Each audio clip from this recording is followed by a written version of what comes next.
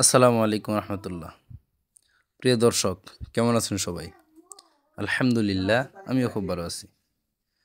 দর্শক, আজকে আপনাদেরকে আমাদের যে সকালে ঘুম থেকে ওঠার পরে ফজরের নামাজের পর যে কাজগুলা, এগুলো নিয়েই কিছু আলোচনা করব এবং বাস্তব চিত্র দেখাবো।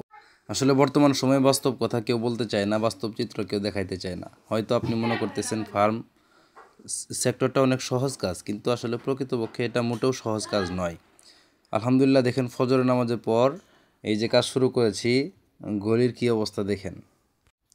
ঘোল যে একদম পচানো থাকে, খুব খারাপ অবস্থা হয়ে থাকে, এটা অনেকেই দেখলে হয়তো সহ্যই করতে পারবে না, কিন্তু বাস্তবতা হচ্ছে এটা আমাদের প্রতিনিয়ত কাজ, প্রতিদিন এটা করতে হয়।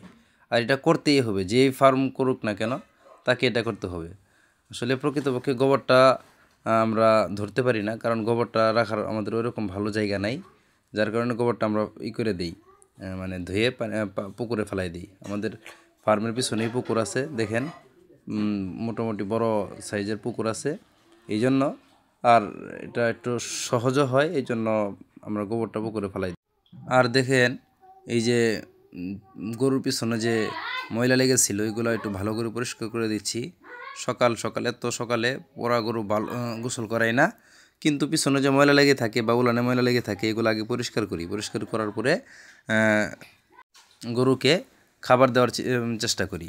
দেখেন এই যে বাছুর ছেড়ে রাখি, কিছু বাছুর, কয়েকটা বাছুর ছেড়ে রাখি, আর এই সব সময় এখানে কাঁচা ঘাস দিয়ে রাখি, তারা পর্যাপ্ত কাঁচা ঘাস খায়।